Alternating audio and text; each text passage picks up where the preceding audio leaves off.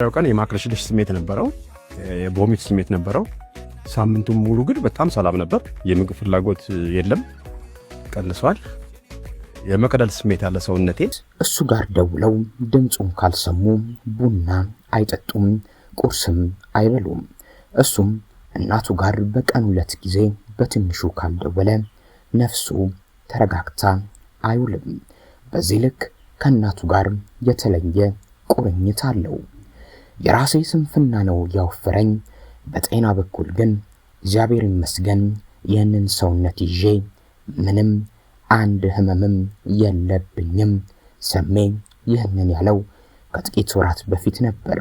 የሚበላው ለሚበሰብሰው ለዚህ ፈራሽ ገላ ቁምጣ መቻነሰው በቁምጣዬ እኔ እንደኋላ ፍርስ የሚባል ነገር አለው ማለት ከንቱ ታመሙ ሳይባል ሞት ለምዷል መምጣቱ ሆኗልና ኢትዮጵያ ዛሬም ሰሜ ባላገሩን ሰማይ በለውን አጣች።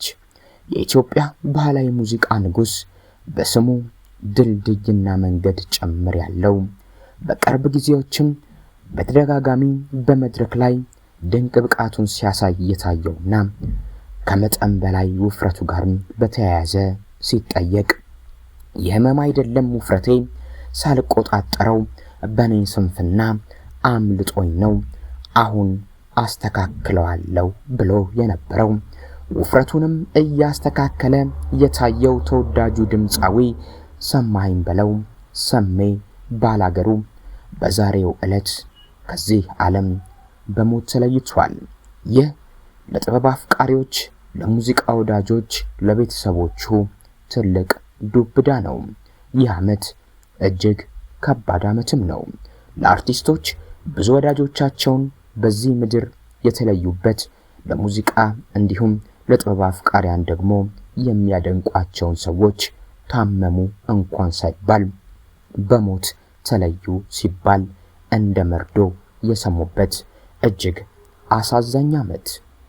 ከ3 ወራት በፊት ወደ ግሎ ኢትዮ ተርኪ በመሄድ ውፍረቱን ለመቀነስ ሕክምና መጀመሩን ገልጾ የነበረው ሰማኸኝ በለው ከዚያም በመጀመሪያ ሳምንት ሕክምናው 4 ኪሎ እንደቀነሰ ገልጾ ሰውነቱም እየቀለለው እንደመጣና በመጀመሪያ ሕክምናውን እንደጀመረ የማቅለሽለሽ የማስመለስ ስሜት እንደነበረው ከዚያ በኋላ ግን እንደተስተካከለለትና የምግብ ፍላጎቱም እንደጠፋ የስፖርት እንቅስቃሴም ጭምር እንደሚሰራና የተሻለ የሰውነት ይዞታ ላይ ለመገኘት እየለፋ እንደሆነ ህዝቡም እንዲያግዘው ጭምር ጠይቆ ነበር። በሚቀጥለው የ7 ሳምንት የሕክምና ክትትሉ ደግሞ በዚያው በግሎ ኢትዮ ተርኪ ማለት ነው በ7 ሳምንት የሕክምና ክትትል 10 ኪሎ መቀነሱን ዳግም በተንቀሳቃሽ ቪዲዮ በመውጣት ገልጾ ነበር። አሁን ታዲያ መታመሙ ሳይሰማ ህይወቱ ማለፉ ብዙ አድናቂዎቹን ያስደነገጠ ሆኗል። የሕክምና ባለሙያዎች እንደሚሉት ሰሜ የማያውቃቸው ከውፍረቱ ጋር ተያይዞ ሊመጡ የሚችሉ በሽታዎች ለሞቱ ሳይዳርጉት እንዳልቀረ ይገልጻሉ። ይህንን ከሕክምና በላይ ማወቅ ያዳግታል። የጎጃምን መሬት ቆሞ ላዳመጠው ረመጡ አይጠፋም በላይ የረግጠው እንዴት ናት እናቱ ወንድ የወለደችው አንድ ጊዜ በላይ ነህ ብላ የጠራችው ሰማኸኝ በለው ሰሜ ባላገሩ ነፍስ ሄር። እናቱ ጠዋት እሱ ጋር ደውለው ድምጹን ካልሰሙ ቡና አይጠጡም፣ ቁርስም አይመገቡም።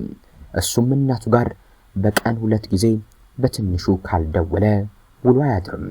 የእናቱ ነገር አያስችለውም።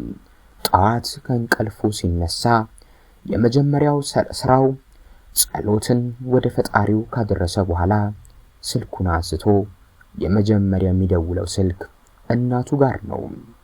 እናት ዓለም ብሎ ነው የሚጠራቸው። ስልኩን ያነሳል፣ ወደ እናቱ ይደውላል። እናት ዓለም እንዴት አደርሽ ይላቸዋል። እሳቸውም መልሰው ልጅ ዓለም ነውና የሚሉት ልጅ ዓለም ደህና ነኝ እንዴት አደርክ ይሉታል። ሰላምታ ከተለዋወጡ ጤንነታቸውን ከተጠያየቁ በኋላ ቁርስሽን በላሽ ሲላቸው አረ ያንተን ድምፅ ሳልሰማ እንዴት እበላለሁ? አሁን ግን ድምፅህን ስለሰማሁት ቁርስም እበላለሁ፣ ቡናም እጠጣለሁ ይሉታል። ይህ የሰማኸኝ በለውና የእናቱ የቀን ተቀን ልምድ ነው።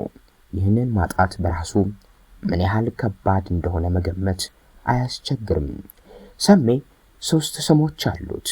አንደኛው ሰሜ ሞባይል ነው። ጓደኞቹ ሰሜ ሞባይል ይሉታል። መኪና ስር ከተውት እንኳን በጎማ ቢጨፈልቋት የማትሰበር የሞባይል ሞዴል ከ10 ዓመታት በፊት መታ ነበር።